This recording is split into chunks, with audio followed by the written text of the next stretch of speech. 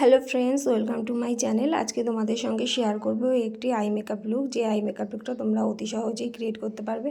ফার্স্টে আইয়ের আউটার কর্নারে তোমরা একটা ডার্ক পার্পল কালারের আইশ্যাডো বসাবে। তার সামনের দিকটা হালকা একটা পিঙ্ক কালারের আইশ্যাডো বসাবে।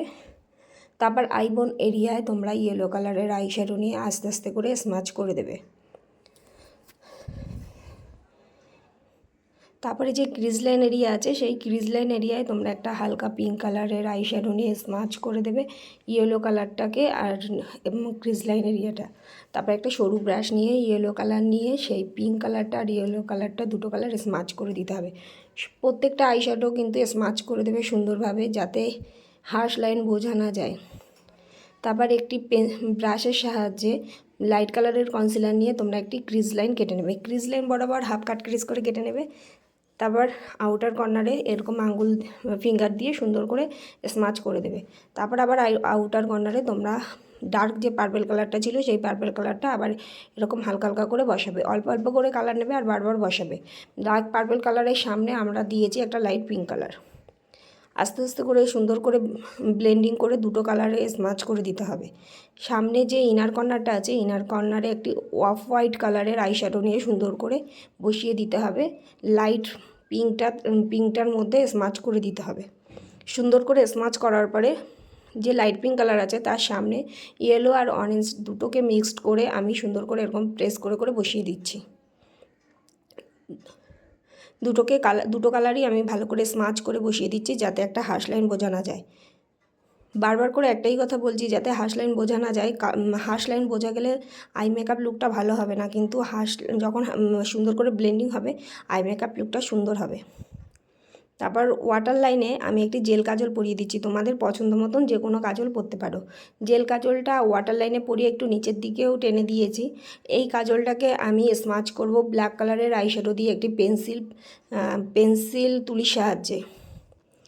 এটা পেন্সিল ব্রাশ সুন্দর করে আইশ্যাডোটা আমি স্মাচ করে দিচ্ছি ওই জেল লাইনারের সঙ্গে ব্ল্যাক কালারের আইশ্যাডো স্মাচ করার ফলে কাজলটা তোমার নিচে নেমে আসবে না আর অনেকক্ষণ লং লাস্টিং হবে। ওই যে আইশ্যাডোটা ছিল ব্ল্যাক কালারের, ওই আইশ্যাডোটাকে হালকা পিঙ্ক কালারের আইশ্যাডো দিয়ে স্মাচ করে দিচ্ছি। এই পিঙ্ক কালারের নিচে আমি একটু হালকা ইয়েলো কালারটা নিয়ে স্মাচ করে দিচ্ছি, তাহলে আই লুকটা খুব সুন্দর দেখা যাবে। সুন্দর করে ব্রাশের সাহায্যে স্মাচ করে দিতে হবে, যাতে কোনো হার্শ লাইন বোঝা না যায়। তারপর যে অফ হোয়াইট কালারের যেই জায়গাটা ছিল, সেই জায়গাটা হালকা একটু ইয়েলো দিয়ে স্মাচ করে দিচ্ছি অরেঞ্জটার সঙ্গে।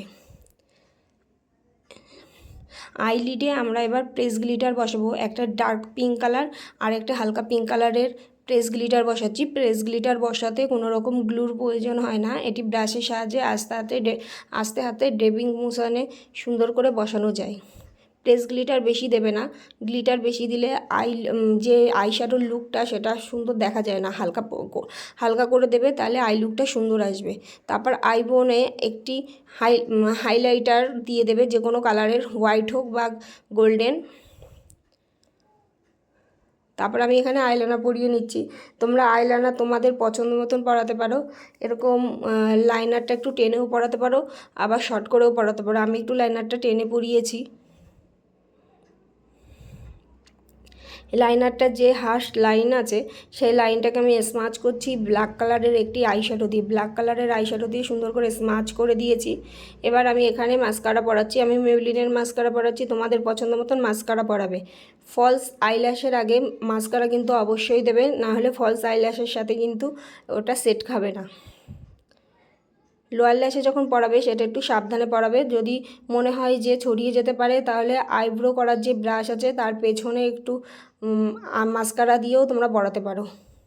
ইনার কর্নারে লোয়ার ল্যাশের ধারে আমি একটু আবার সেই হাইলাইটার বা গ্লিটার দিয়ে দিচ্ছি। এখানে আমার ল্যাশ পরানো হয়ে গেছে। দেখো আই লুকটা কত সুন্দর হয়েছে। তোমরা এই আই লুকটা রিসেপশনে করতে পারো, ব্রাইডেও করতে পারো, আবার পার্টি মেকআপেও করতে পারো।